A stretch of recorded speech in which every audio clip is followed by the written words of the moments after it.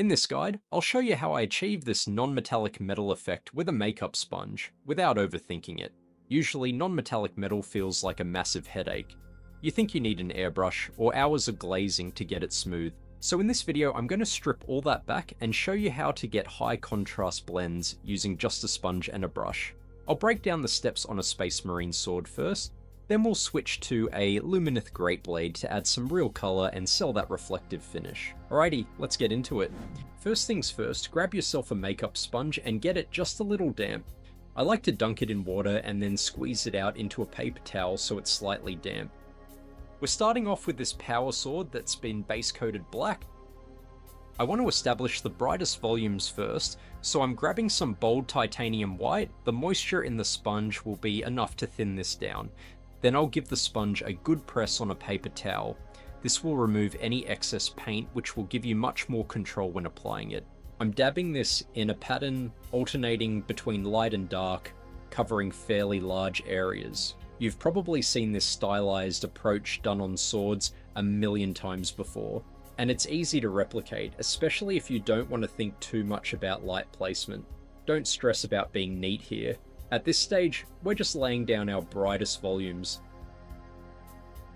Next, I'll rinse the sponge and get it back to that damp state.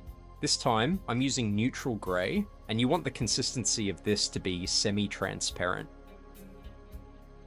I'm sponging this over the darker sections and overlapping it onto the edges of the white areas we just did. Because the paint is thin and semi-transparent, it helps blend the white into the grey, giving a smooth gradient.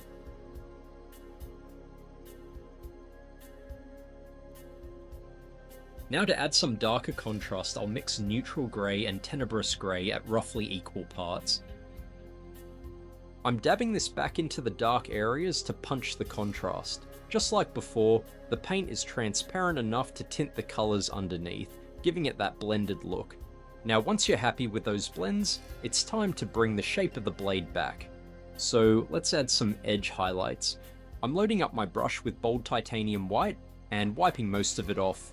Having less paint on the brush gives you more control and thinner edge highlights. I'll drag the side of the brush along the sharp edges and paint a thin line down the central ridge. If you make a mistake like I did here, don't stress, we can easily fix it in the next step. I'm also adding a few little dots and scratches to simulate battle damage. To finish this one off, I'll go back to the sponge with bold titanium white again, but this time more transparent, similar to a glaze consistency, and just lightly smooth over the brightest points and any mistakes to blend them in. And that's the core technique done. But if you want to make it look really shiny, we need to refine the colours. So let's look at this Lumineth blade. The principles are the same, but we're changing the colours to reflect the environment. Instead of a black base, I've base coated this one with anthracite grey. It has a nice blue tone that helps sell the effect of the sky reflecting on the metal. I apply the white volumes exactly like before, focusing on the top half of the blade. Then I rinse the sponge and create a thin glaze with the anthracite grey. I'm gently filtering this over that white transition. This tints our highlights blue, making the metal look like it's reflecting the sky. But a sword doesn't just reflect the sky, it reflects the ground too. So to ground it, I'm darkening the bottom of the blade with tenebrous grey. Then I'll mix tan earth with the tenebrous grey about 1:1. I'm sponging it onto the bottom face of the blade, directly opposite where we place those bright white highlights on the top. Finally, I'll dab tan earth on its own right into the centre of the previous reflections.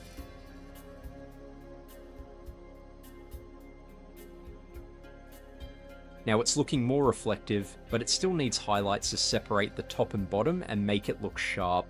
So for those highlights, I'm applying bold titanium white to the edges. I even add some more white on the highest points to make them pop, especially where the brightest reflections are, and leaving the shadow areas a bit subtler. I'm skipping the battle damage this time. I want this blade to look pristine. And there you have it, non-metallic metal with a sponge. Before you go, just keep these few things in mind. First, consistency is king. Keep your paints thin and don't overload the sponge. The thinner the paint, the smoother the transition will be, but it will take more coats to build up that opacity, just like a glaze. Second, use that paper towel. Dabbing the excess off before you touch the model works wonders for controlling the amount of paint in the sponge.